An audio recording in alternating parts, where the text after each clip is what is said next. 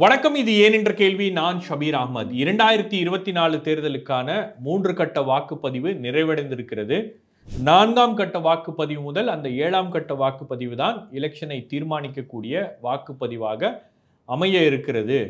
அதனால தான் இப்போ எல்லோருடைய பார்வையும் அந்த வாக்குப்பதிவுகளில் என்ன நடக்கும், பல்வேறு மாநிலங்களில் அந்த வாக்குப்பதிவு நடக்க இருக்கிறது, என்ன நடக்கும் அப்படின்ற எதிர்பார்ப்பு என்பது கூடியிருக்கிறது. இந்த தேர்தல் களம் என்பது மாறி இருக்கிறதா? பிஜேபி ஆரம்பத்தில் இந்த தேர்தல் தொடங்கும் போது இருந்த அந்த கான்ஃபிடன்ஸோடய அவங்க இருக்காங்களா? பிஜேபியுடைய கேம்பெயினில் ஏற்பட்டிருக்கக்கூடிய மாற்றங்கள்லாம் பல கேள்விகளை எழுப்பியிருக்கு. கிரவுண்ட் ஷிஃப்ட் ஆகிட்டு இருக்கா அப்படின்ற அந்த கேள்வி தான் பிரதானமாக பல்வேறு தரப்பினர் அதை விவாதித்து கொண்டிருக்கிறார்கள். அப்போ இந்த கிரவுண்டில் ஷிஃப்ட் நடந்திருக்கா, அதற்கான இண்டிகேஷன்ஸ் என்ன அப்படின்றதெல்லாம் இந்த ஷோவில் நம்ம பார்க்க போகிறோம்.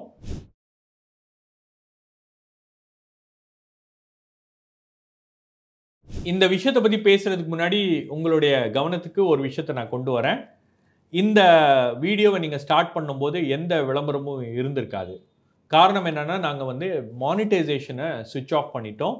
So news minute, news laundry, news minute Tamil எல்லாமே இப்போ ஒரு ஆட் ஃப்ரீ பிளாட்ஃபார்மாக இருக்கிறது.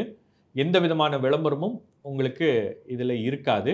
எந்த கார்ப்பரேட் கம்பெனியோ அல்லது அரசியல் கட்சியோடைய விளம்பரத்தை நம்பி எங்களுடைய நிறுவனம் இல்லை அப்படின்ற ஒரு மெசேஜை ரொம்ப ஸ்ட்ராங்காக கன்வே பண்ணணுன்றதுக்காக நாம் இதை செய்திருக்கிறோம்.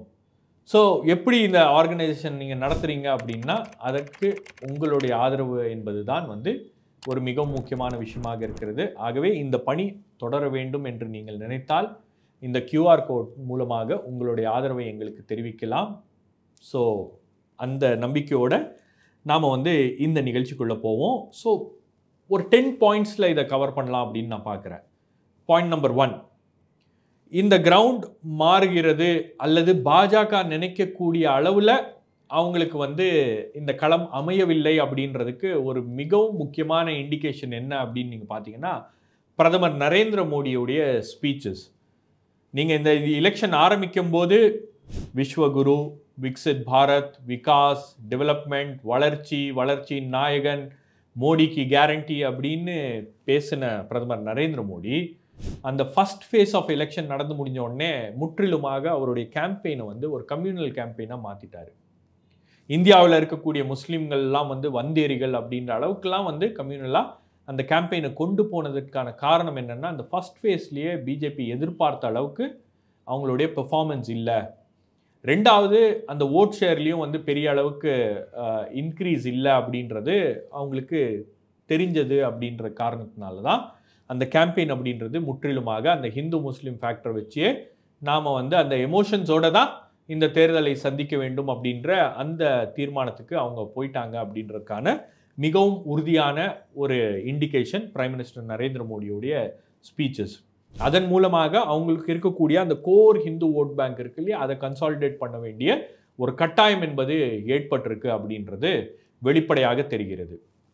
பாயிண்ட் நம்பர் 2, மோடி வேவ் அப்படின்றது 2014 தேர்தலில் இருந்துச்சு, 2019 தேர்தலில் இருந்துச்சு. 2014 உங்களுக்கு ஊழலுக்கு எதிரான ஒரு நடவடிக்கையை மோடி எடுப்பார், மோடி குடும்ப ஆட்சிக்கு எதிராக இருக்கிறார் அப்படின்ற ஒரு பெரிய வேவ் அப்படின்றது இந்த விஷயங்கள் எல்லாம் கொண்டு வந்துச்சு. 2019 தேச நலன், தேச பாதுகாப்பு போன்ற விஷயங்கள்லாம் பெரிய அளவுக்கு பாஜகவுக்கு கை கொடுத்துச்சு. இந்த தேர்தலில் உங்களுக்கு கன்னியாகுமரியிலேருந்து ஸ்டார்ட் பண்ணி யூபி வரைக்கும் பார்த்தீங்கன்னா கூட அந்த மோடி வேவ் அப்படின்ற ஒரு விஷயம் இல்லை. இந்த எலெக்ஷன் மேலே ஒரு பெரிய இன்ட்ரெஸ்டே மக்களுக்கு இல்லை. நானும் கிட்டத்தட்ட ஒரு 3-4 மாநிலங்கள் பார்த்துட்டேன். எந்த இடத்துலையும் உங்களுக்கு இந்த வேவ் அப்படின்றது களத்தில் காணப்படவில்லை அப்படின்றது பாஜகவுக்கு ஒரு மிகப்பெரிய பின்னடைவு.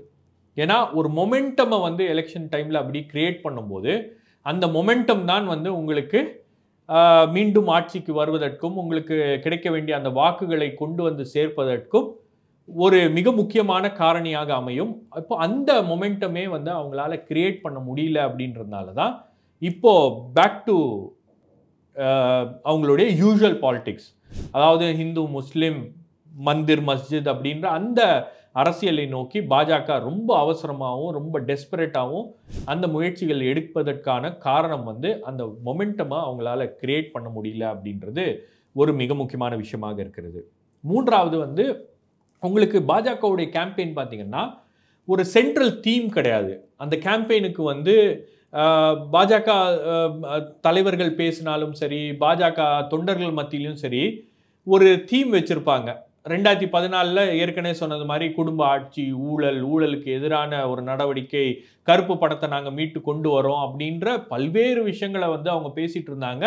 அதெல்லாம் வந்து இப்போ பேசுவதற்கு ஒரு கேம்பெயின் தீம் இல்லாததுனால இப்போ பல இடங்கள்ல வந்து இந்த எலெக்ஷன் அப்படின்றது வந்து வெவ்வேறு விஷயங்கள் தொடர்பாக மாறி இருக்கிறது. கான்ஸ்டிட்யூன்சியில் இருக்கக்கூடிய சின்ன சின்ன பிரச்சனைகளும் வந்து இந்த எலெக்ஷன்ல ஒரு மிக முக்கியமான ரோலை பிளே பண்ணக்கூடிய ஒரு சூழல் அப்படின்றது ஏற்படுத்தி இருக்கு. ஸோ இந்தியா முழுவதும் உங்களுக்கு வந்து ஒரு நரேட்டிவை வந்து பாஜகவால் இன்னும் செட் பண்ண முடியவில்லை. ஒரு 3 கட்ட தேர்தல் முடிந்ததுக்கு பிறகு கூட அவங்களால ஒரு லார்ஜர் தீம், ஒரு லார்ஜர் நரேட்டிவை வந்து அவங்களால செட் பண்ண முடியல அப்படின்றது ஒரு மிக முக்கியமான விஷயமாக இருக்கிறது. உங்களுக்கு அவங்க எதிர்பார்த்த விஷயம் என்னன்னா, ராம் மந்திர் ஒரு பெரிய விஷயமாக மாறும் அப்படின்னு எதிர்பார்த்தாங்க. பட் யூபியிலேயே யோகேந்திர யாதவ் போன்றவர்கள்லாம் போய் பார்த்துட்டு வந்துட்டு அவங்க சொல்றாங்க, அந்த மந்திருடைய இம்பாக்ட் வந்து பிஜேபியோடைய கோர் ஓட்டர்ஸ் மத்தியில் இருக்கும். பட் பெரிய அளவுக்கு அது ஒரு எலெக்ஷன் இஷ்யூவாக மாறவில்லை அப்படின்றதும் வந்து களத்துல இருந்து வரக்கூடிய தகவல்களாக இருக்கிறது. அதனால தான் நீங்க ஆரம்பத்தில் யூபியில எல்லாம் பார்த்தீங்கன்னா ஒரு பாட்டு வந்து பாஜக வந்து ப்ளே பண்ணிட்டு இருப்பாங்க அவங்களுடைய கேம்பெயின்ல. Ramco ஜிஸ்னே liar high உன்கோ லாயேங்கே. யார் வந்து ராமரை கொண்டு வந்தாங்களோ அவங்கள மீண்டும் ஆட்சிக்கு கொண்டு வருவோம் என்ற துணியில அந்த பாட்டு இருக்கும். இப்போ அந்த பாட்டு என்பது முற்றிலுமாக மாறி இருக்கிறது. ஜோ ராம்கோ லாயா ஹை ஓ கிருஷ்ணன் கோபி லே ஆயேகா அப்படின்ற மாதிரி அந்த பாட்டுடைய அந்த வரிகள் என்பது மாறி இருக்கிறது. இப்போ என்ன இண்டிகேட் பண்றாங்கன்னா, அடுத்தது காசி மதுரா போன்ற இஷ்யூஸ் எல்லாம் வந்து நம்ம கையில் எடுக்கிறோம் அப்படின்னு அந்த இடத்துக்கு மக்களை வந்து மக்களுடைய கவனத்தை திருப்புறாங்க. ஸோ அந்த அளவுக்கு வந்து அந்த இஷ்யூ வந்து ஒரு பெரிய இம்பேக்டை கிரியேட் பண்ணல அப்படின்றாங்க. அதுக்கப்புறம் வந்து பிரைம் மினிஸ்டருடைய கேம்பெயின்லேயே பார்த்தீங்கன்னா எப்போவுமே வந்து பிரைம் மினிஸ்டர் வந்து அவர் தான் டாமினேட் பண்ணுவார். அவருடைய கேம்பெயினில் அவர் சொல்லக்கூடிய விஷயங்களுக்கெல்லாம் வந்து காங்கிரஸ் கட்சி வந்து பதில் சொல்லிட்டு இருப்பாங்க, ரியாக்ட் பண்ணிட்டு இருப்பாங்க. காங்கிரஸ் கட்சி எப்போவுமே வந்து ஒரு ரியாக்ஷனரி மோடில் தான் இருப்பாங்க. பிரைம் மினிஸ்டர் வந்து ஒரு அஃபென்சிவ் மோடில் இருப்பார். அவர் பாட்டுக்கு வந்து மன்மோகன் சிங்காக இருக்கட்டும், அல்லது சோனியா காந்தியாக இருக்கட்டும், ராகுல் காந்தியாக இருக்கட்டும், எல்லாரையும் போட்டு சகட்டு மெனிக்கு வந்து பேசிகிட்டே இருப்பார். காங்கிரஸ் கட்சி அதுக்கு பதில் சொல்லிட்டு இருக்கோம். பட் இந்த தேர்தலை பொறுத்த வரைக்கும் காங்கிரஸ் கட்சி சொல்கின்ற எல்லா விஷயங்களுக்கும் பிரைம் மினிஸ்டர் பதில் சொல்றாரு. பிரைம் மினிஸ்டர் காங்கிரஸ் கட்சியுடைய மேனிஃபெஸ்டோ பற்றி தான் அதிகமாக பேசுகிறாரு. காங்கிரஸ் கட்சி தலைவர்களை பற்றி தான் அதிகமாக பேசுகிறாரு. காங்கிரஸ் கட்சியுடைய விஷயங்கள் தொடர்பான மேனிஃபெஸ்டோ தொடர்பான விஷயங்களை தான் வந்து அவர் தொடர்ந்து அதிகமாக பேசிகிட்டு இருக்காரு. அதில் ஒரு கம்யூனல் ஆங்கிள் கொண்டு வராரு. காங்கிரஸ் கட்சியுடைய மேனிஃபெஸ்டோ என்பது வந்து முஸ்லீம் லீகோட மேனிஃபெஸ்டோ மாதிரி இருக்குது. காங்கிரஸ் கட்சி மீண்டும் ஆட்சிக்கு வந்துச்சுன்னா அவங்க வந்து உங்ககிட்ட இருக்கக்கூடிய மாடுகளை வந்து அவங்க வந்து திருப்பி எடுத்துகிட்டு போயிடுவாங்க. உங்ககிட்ட இருக்கக்கூடிய கோல்டை வந்து, அதாவது நீங்கள் வச்சிருக்கக்கூடிய சேமித்து வைத்திருக்கக்கூடிய தங்கத்தை வந்து எடுத்துகிட்டு போய் முஸ்லீம்களுக்கு கொடுத்துட்றாங்க அப்படின்ற மாதிரிலாம் வந்து அந்த கேம்பெயினை அவர் வந்து ரியாக்ட் பண்ணிட்டு இருக்காரு. ஸோ இந்த ரியாக்ஷன் அப்படின்றது எந்த கட்டத்துக்கு போயிருக்கு அப்படின்னு பார்த்தீங்கன்னா, அவருடைய நண்பர்களான அம்பானி அதானி, ஏன்னா 10 வருஷமாக உலக அறிந்த விஷயம், பிரதமர் நரேந்திர மோடியோடைய நெருங்கிய நண்பர்கள் அம்பானி அதானி, இவர்களை பற்றி அவர் எந்த விதமான ஒரு விமர்சனமோ அல்லது எந்த விதமான ஒரு வார்த்தையோ வந்து அவர் வந்து ஒரு கடுமையான வார்த்தையோ வந்து அவர் பிரயோகம் பண்ணதில்லை. இப்போ முதல் முறையாக அம்பானி அதானியிடம் இருந்து கருப்பு பணத்தை பெற்றுக்கொண்டு காங்கிரஸ் கட்சி ஒரு சீக்ரெட் டீல்ல இறங்கியிருக்காங்க. ஏன் காங்கிரஸ் கட்சி அம்பானி அதானியை பற்றி பேசவில்லை அப்படின்லாம் வந்து சமீபத்தில் அவர் ஒரு கூட்டத்தில் பேசினது பலரையும் வந்து வியக்க வச்சிருக்கு. என்ன அம்பானி அதானியை பற்றி பிரதமர் வந்து கருப்பு பணத்தை டீல் பண்ணுறாங்க அப்படின்னு பேசிட்டாரு. அப்போ என்ன கேள்வி எழுதுனா, 10 வருஷம் உங்களுடைய ஆட்சி தான் இருந்துச்சு, அம்பானியும் அதானியும் கருப்பு பணத்தில் டீல் பண்ணுறாங்க அப்படின்னும் போது நீங்கள் என்ன நடவடிக்கை எடுத்தீங்க அப்படின்னு காங்கிரஸ் கட்சி வந்து இப்போ திருப்பி கேள்விகளை எழுப்ப ஆரம்பிச்சிருக்கு. இப்போ இதுதான் வந்து ஒரு மிகப்பெரிய ஒரு விஷயமாக பார்க்கப்படுகிறது. இது ஒரு மிக முக்கியமான இண்டிகேஷன். உங்களுக்கு அம்பானி அதானி போன்றவர்களை பற்றி எல்லாம் பிரதமர் நரேந்திர மோடியை விமர்சிக்கிறார் அப்படின்னா ஏதோ ஒரு இடத்துல காங்கிரஸ் கட்சியுடைய அந்த கேம்பெயின் அப்படின்றது வந்து கள அளவில் வேலை செஞ்சிருக்கு, மக்கள் மத்தியில் அது ஒரு பேச்சு பொருளாக மாறி இருக்கிறது அப்படின்றது இதுலேருந்து நமக்கு தெரியக்கூடிய ஒரு விஷயம். இன்னொன்று வந்து லோ ஓட்டர் டர்ன் அவுட். இந்த லோ ஓட்டர் டர்ன் அவுட் அப்படின்றது வந்து யாருக்கு சாதகமாக அமையும் அப்படின்னா, பல இந்த தேர்தலை கண்காணிக்கக்கூடிய அந்த எக்ஸ்பர்ட்ஸ் என்ன சொல்றாங்கன்னா, இப்போ லோ ஓட்டர் டர்ன் அவுட் அப்படின்றது வந்து இன்கம்பென்ட்டா யார் ஆட்சியில இருக்கிறாங்களோ அவர்களுக்கு தான் வந்து அது சாதகமாக இருக்கும் அப்படின்ற ஒரு சூழல் அப்படின்றது பொதுவாவே இருக்கும். ஆனா இப்போ ஏற்பட்டிருக்கக்கூடிய இந்த லோ ஓட்டர் டர்ன் அவுட் அப்படின்னு நீங்க பார்த்தீங்கன்னா, அது எனிபடிஸ் கேம். அது யாருக்கு வேண்டுமானாலும் சாதகமாக அமையலாம். ஏன்னா அது ஒரு க்ளோஸ் எலெக்ஷனாக மாறிவிடும் அப்படின்றதுனால, நீங்க இவர் தான் ஜெயிப்பாரு, அவர் தான் ஜெயிப்பாருன்னு உறுதியாலாம் சொல்ல முடியாது. ஏன்னா யூபி போன்ற பகுதிகள்லாம் வந்து ஓட்டர் டர்ன் அவுட் அப்படின்றது ஒரு சில இடங்கள்ல லோ ஓட்டர் டர்ன் அவுட்டா இருக்கு. ஸோ இதெல்லாம் வந்து ஒரு மிக முக்கியமான காரணங்களாக இருக்கிறது. அதனால தான் அந்த லோ ஓட்டர் டர்ன் அவுட் அப்படின்றது வந்து பாஜகவுக்கு ஒரு கவலை தரக்கூடிய ஒரு செய்தியாக இருக்கு. ஏன்னா ஒரு க்ளோஸ் எலெக்ஷனாக அது மாறிவிடும் அப்படின்றதுனால, அது வந்து ஒரு கவலை தரக்கூடிய ஒரு செய்தியாக இருக்கிறது. ஸோ பாயிண்ட் நம்பர் 6, நடந்து முடிந்திருக்கக்கூடிய 3 ஃபேஸஸையும் வந்து அனலைஸ் பண்ணி, ஏற்கனவே செஃபாலஜிஸ்டாக இருந்த யோகேந்திர யாதவ் இப்போ அவர் அரசியல் நடவடிக்கைகள்லாம் ஈடுபடுறாரு. செஃபாலஜிஸ்ட் அப்படின்றது இந்த தேர்தலை வந்து ரீட் பண்றது, இந்த தேர்தல் நம்பர்ஸை வந்து இது பண்றது, சர்வே எடுக்கிறது, இதுதான் அவருடைய பிரதான பணியாக இருந்துச்சு. ப்ரொஃபசர் யோகேந்திர யாதவுடைய அவருடைய அப்சர்வேஷன் என்ன அப்படின்னு நீங்க பார்த்தீங்கன்னா, ஃபர்ஸ்ட் ஃபேஸ் ஆஃப் எலெக்ஷன் அப்படின்றது இந்தியா அலையன்ஸ்க்கு அட்வான்டேஜாக இருந்திருக்கு அப்படின்றத அவர் வந்து பதிவு பண்ணுறாரு.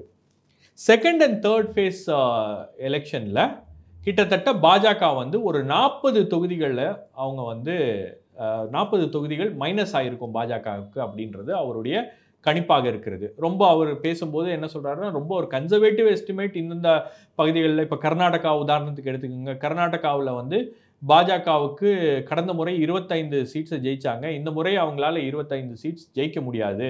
ஸோ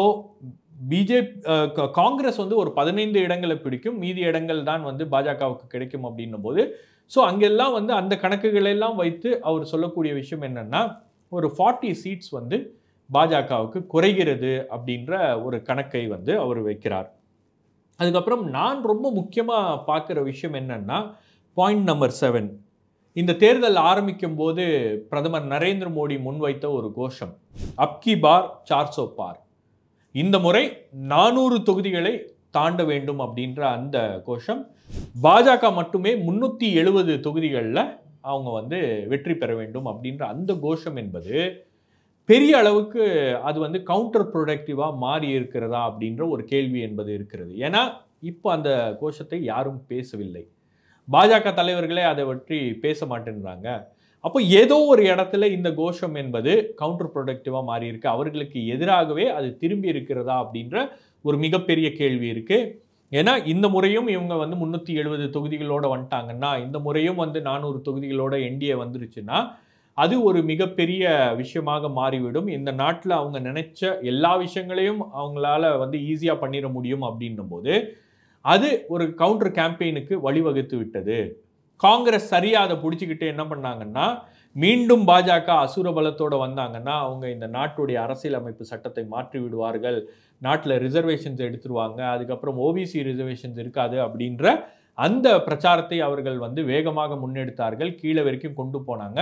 அந்த பிரச்சாரத்துடைய தாக்கம் தான் 400 சீட்ஸ் பேசிட்டு இருந்த மோடி அப்புறம் 272 சீட்ஸ் வேண்டும் அப்படின்ற அளவுக்கு வந்து அவருடைய பிரச்சாரத்தில் பேச ஆரம்பிச்சிட்டாரு. இப்போ பார்த்தீங்கன்னா அந்த 400 சீட்ஸ் அப்படின்ற அந்த கோஷம் அப்படின்றது அப்படியே தணிந்து விட்டது. யாரும் அதை பற்றி பெருசாக பேசுவதில்லை. ஸோ இது ஒரு மிக முக்கியமான ஃபேக்டராக இருக்கிறது. என்னன்னா 370 சீட்ஸ் அப்படின்றது கவுண்டர் கன்சால்டேஷனுக்கு வழிவகுத்திருக்கிறது. மற்ற பாஜகவுக்கு எதிரான எல்லாருமே வந்து கன்சால்டேட் ஆகக்கூடிய ஒரு வாய்ப்பை இந்த கோஷம் ஏற்படுத்தி இருக்கிறதா அப்படின்றது ஒரு மிக முக்கியமான கேள்வியா இருக்கு. பல இடங்கள்ல நீங்க பார்த்தீங்கன்னா மைனாரிட்டிஸ், தலித்ஸ் மற்றும் சில ஓபிசி சமூகங்கள்லாம் வந்து கன்சால்டேட் ஆகிறது பார்க்க முடிகிறது. ரெண்டாவது, பெண்களுடைய ஓட்டு முக்கியமாக வந்து அது பாஜகவுக்கு போகும் வரும் அப்படின்னு எதிர்பார்த்திருந்த நிலையில அந்த ஓட்ஸும் வந்து பெரிய அளவுக்கு வரவில்லை அப்படின்றது ஒரு மிக முக்கியமான விஷயமாக பார்க்கப்படுகிறது. இது ஒரு அப்சர்வேஷன்.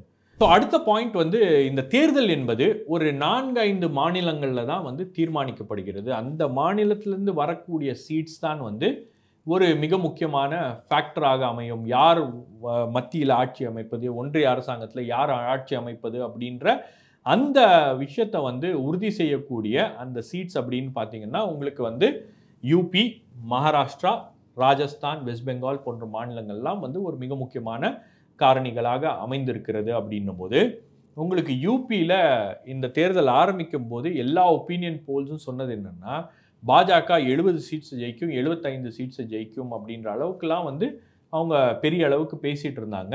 பட் இப்போ கள நிலவரம் என்னுடைய நண்பர்கள் யூபியில் இருக்காங்க, அவங்க கிட்ட தொடர்பு கொண்டு பேசும்போது ஒரு மாதம் முன்னாடி பேசும்போது 70 சீட்ஸ் கன்ஃபார்ம், வேறு வாய்ப்பு இல்லை, பாஜக தான் மீண்டும் வருகிறதுன்றாங்க. இப்போ அந்த நம்பர்ஸ் வந்து குறைஞ்சிட்டு வருது. இப்போ 60 சீட்ஸ் அப்படின்ற விஷயத்தை தான் வந்து பரவலாக வந்து அங்கே ஒரு பேச்சாக இருக்கிறது. ரெண்டாவது வந்து பல சமூகங்களிடையே ஒரு அதிருப்தி என்பது உருவாகி இருக்கிறது. பல இடங்களில் வந்து இவங்க சீட் செலெக்ஷனில் காங்கிரஸ்லேருந்து வந்தவங்க, மாற்றுக் கட்சியிலேருந்து வந்தவங்களுக்குலாம் வந்து சீட் கொடுத்துருக்கிறதுனால பாஜக தொண்டர்கள் மத்தியிலேயே ஒரு பெரிய கொந்தளிப்பு இருக்குது. இந்த விஷயங்கள் வந்து உங்களுக்கு எம்பிலையும், யூபிலையும், குஜராத்லேயும் இந்த மாதிரி பல்வேறு மாநிலங்களில் இருக்குது. குறிப்பாக மகாராஷ்டிரா எடுத்துக்கிட்டிங்கன்னா, மகாராஷ்டிராவில் பாஜக அதிக அளவு சீட்ஸை வந்து பிடிக்கணும் அப்படின்றதுக்காக அவங்க வந்து கடுமையான முயற்சியை எடுத்தாங்க. கிட்டத்தட்ட போன முறை 2019 பார்த்தீங்கன்னா 23 சீட்ஸ் பாஜக ஜெயிச்சாங்க, சிவசேனா 18 சீட்ஸ் ஜெயிச்சாங்க, கூட்டணியில் இருந்தாங்க. இந்த முறை அதே மாதிரியான ஒரு நம்பர்ஸை எடுக்க முடியுமா அப்படின்னா அது ஒரு மிகப்பெரிய கேள்வி. ஏன்னா ஒரு பக்கம் உத்தவ் டாக்கரேக்கும் இன்னொரு பக்கம் சரத்பவாருக்கும் ஒரு சிம்பத்தி வேவ் உருவாகி இருக்கு. அந்த மராட்டா சென்டிமெண்ட் அப்படின்றது பாஜகவுக்கு எதிராக இருக்கிறது. அங்கே இருக்கக்கூடிய மராத்தி இனத்தை சேர்ந்த மக்கள் பாஜகவை எதிர்க்கிறார்கள். காரணம் என்னன்னா மகாராஷ்டிராவுடைய அடையாளமாக இருந்த 2 முக்கியமான கட்சிகள், 2 முக்கியமான தலைவர்கள், ஒன்று வந்து சிவசேனா, இன்னொன்று வந்து என்சிபி. இந்த 2 தலைவர்களையும் இந்த 2 குடும்பங்களையும் வந்து பாஜக ஏதோ ஒரு வகையில் அவங்கள அழிக்கணும்னு ஒரு முயற்சி பண்ணிட்டாங்க அப்படின்னும் போது அது அவங்களுக்கு எதிராக திரும்பி இருக்கிறது. அதனால தான் அங்கே வந்து ஒரு மிக முக்கியமான தேர்தலாக பார்க்கப்படுகிறது. அந்த களம் தான் வந்து அங்கே பாஜகவுக்கு கிடைக்கக்கூடிய சீட்ஸ் தான் வந்து ஒரு மிக முக்கியமான ஃபேக்டராக அமையும். பட் அவங்க எதிர்பார்க்கிற அளவுக்கு சீட்ஸ் கிடைக்குமா அப்படின்றது ஒரு மிக முக்கியமான கேள்வி. ரெண்டாவது ராஜஸ்தானில் கடந்த முறை வந்து அவங்க கிட்டத்தட்ட 10% சீட்ஸை எடுத்துட்டாங்க. பட் இந்த முறை அதை செய்ய முடியுமா அப்படின்னா இந்த முறை அது ரொம்ப கடினமான ஒரு விஷயம். இன்னொரு பக்கம் அசோக் கெலோட் ஒரு கடுமையான போட்டியை கொடுத்துட்டு இருக்காரு. ஸோ இந்த ராஜஸ்தானில் கடந்த முறை அவங்க எடுத்த சீட்ஸை வந்து எடுக்க முடியாது அப்படின்ற ஒரு நிலை அப்படின்றது உருவாகி இருக்கிறது. வெஸ்ட் பெங்கால்லையும் வந்து பாஜக ஒரு கடுமையான முயற்சியை எடுக்கிறாங்க. ஆனால் அவங்களுக்கு அந்த அளவுக்கு வந்து கடந்த முறை 18 சீட்ஸ் வெஸ்ட் பெங்காலில் ஜெயிச்சாங்க. இந்த முறை வந்து அவங்களுடைய டேலியை இன்க்ரீஸ் பண்ண முடியுமா அப்படின்னு பார்க்குறாங்க. ஒரு கடுமையான எலெக்ஷன் அப்படின்றது நடக்கிறது. ஆனால் தன்னந்தனியாக அந்த பிஜேபியை வந்து மம்தா பானர்ஜி கடுமையாக எதிர்க்கிறாங்க. ஸோ இந்த நிலையில தான் வந்து இந்த எலெக்ஷனில் இந்த மாநிலங்கள்லாம் வந்து ஒரு கேம் சேஞ்சிங் ஸ்டேட்ஸாக மாறி இருக்கிறது. அடுத்த பாயிண்ட் வந்து இந்த எலெக்ஷனுக்கு நான் ஏற்கனவே சொன்னது போல் ஒரு சென்ட்ரல் தீம் இல்லை. பிஜேபி வந்து ஒரு சென்ட்ரல் நேரேட்டிவ், ஊழல், குடும்ப ஆட்சி, ராகுல் காந்தி, பப்பு, அந்த மாதிரியான பல விஷயங்களை பற்றி அவங்க வந்து பேசிகிட்டே இருந்தாங்க. அதெல்லாம் வந்து மக்கள் மத்தியில் ஈடுபட்டுச்சு. ஒரு புது ஃபேஸ் வராரு நரேந்திர மோடி, 2014 ஒரு புது ஃபேஸ், அவர் தான் வந்து ஒரு ஸ்ட்ராங் லீடர் அப்படின்ற மாதிரிலாம் வந்து ஒரு பெரிய பேச்சு இருந்துச்சு. அதெல்லாம் வந்து ஒரு வேவாக மாறியது. ஆனால் இந்த எலெக்ஷனில் பார்த்தீங்கன்னா உங்களுக்கு local issues, hyper local issues. உதாரணத்துக்கு சொல்ல போனோம்னா கர்நாடகா தார்வாட் பகுதியில் நடந்த ஒரு மர்டர் வந்து ஒரு எலெக்ஷன் இஷ்யூவாக மாறி இருக்கிறது. அப்போ இந்த சின்ன சின்ன பிரச்சனைகள்லாம் இருக்குது பார்த்தீங்களா, தொகுதியில் இருக்கக்கூடிய பிரச்சனைகள், அங்கே இருக்கக்கூடிய மக்களுக்கு ஏற்பட்டிருக்கக்கூடிய ஒரு ஃபெட்டிக், அதுக்கப்புறம் ஒரு ஆன்டி இன்கம்பன்சி, இந்த மாதிரியான பல்வேறு விஷயங்கள் வந்து தேர்தல் களத்தில் பிரதிபலிக்கிறது அப்படின்றது பாஜகவுக்கு ஒரு மிகவும் கவலை தரக்கூடிய ஒரு செய்தியாக இருக்கிறது.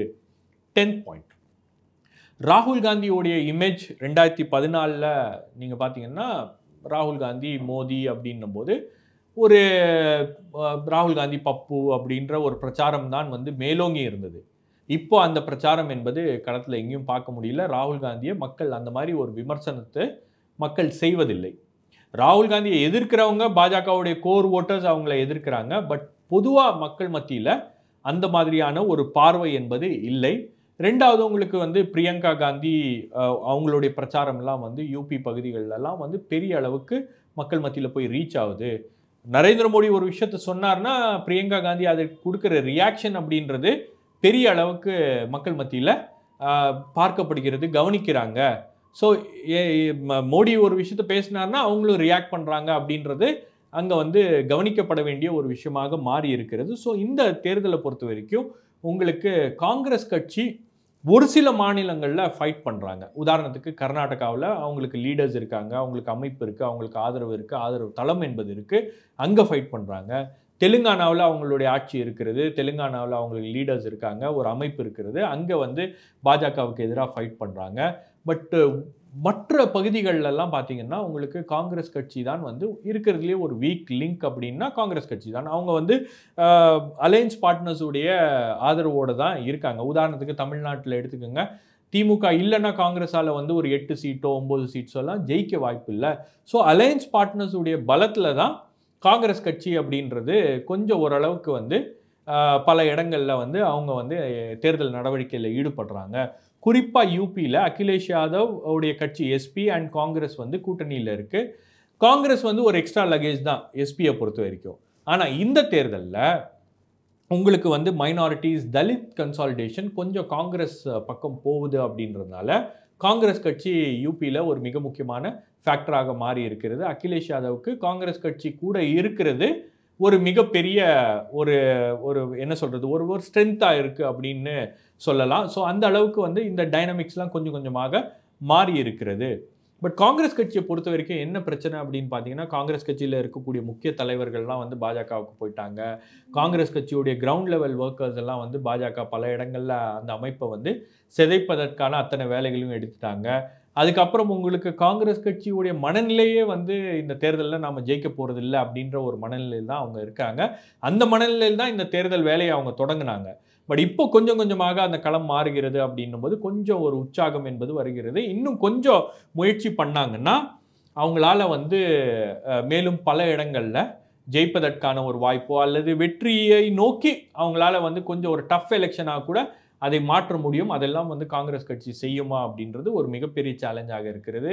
ரெண்டாவது, பிஜேபியுடைய இன்டர்னல் சர்வேஸ்லேயே வந்து அவங்க எதிர்பார்க்கக்கூடிய நம்பர்ஸோ அவங்க எதிர்பார்க்கக்கூடிய அந்த வேவோ அந்த மொமெண்டமோ எதுவுமே இல்லை அப்படின்னும் போது யோகேந்திர யாதவ் என்ன சொல்றாருன்னா, ஏதோ ஒரு இடத்துல களம் மாறுகிறது. அந்த களம் மாறுவதற்கான காரணம் என்பது காங்கிரஸ் கட்சியோ எதிர்கட்சிகளோ கிடையாது, மக்கள் மத்தியிலேயே வந்து ஒரு விதமான அதிருப்தி என்பது உருவாகி இருக்கிறது. அந்த அதிருப்தி தான் வந்து இந்த தேர்தலில் பெரிய விஷயமாக மாறி இருக்கிறது. குறிப்பாக விலைவாசி உயர்வு, வேலை வாய்ப்பு, அதுக்கப்புறம் மக்களுடைய அன்றாட வாழ்வாதார பிரச்சனைகள்லாம் வந்து மக்களை இந்த எலெக்ஷன் மீது ஒரு பெரிய ஈர்ப்போ அல்லது ஒரு பெரிய உற்சாகத்தையோ ஏற்படுத்தவில்லை.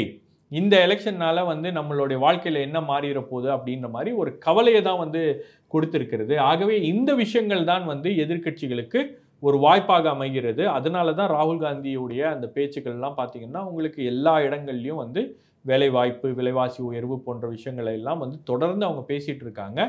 இதுக்கு நடுவில் உங்களுக்கு வந்து சாம் பெட்ரோடா மாதிரி ஆட்கள்லாம் வந்து ஏதாச்சும் ஒரு வார்த்தையை விட்டுறாங்க.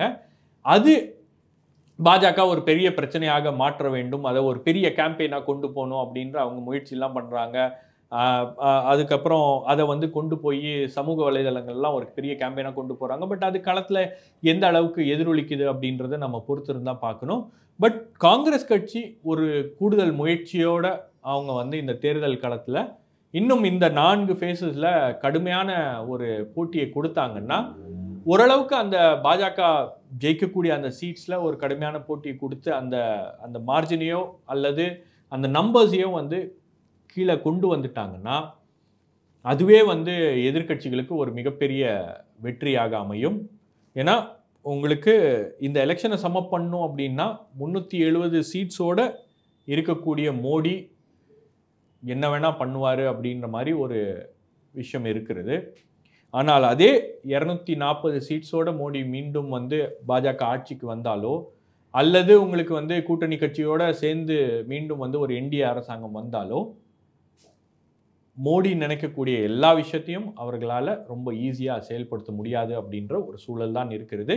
அது எதிர்கட்சிகள் எல்லாம் சேர்ந்து அச்சீவ் பண்ணாங்கன்னா பிகாஸ் சிங்கிள் லார்ஜஸ்ட் பார்ட்டியாக பிஜேபி தான் வருவாங்க.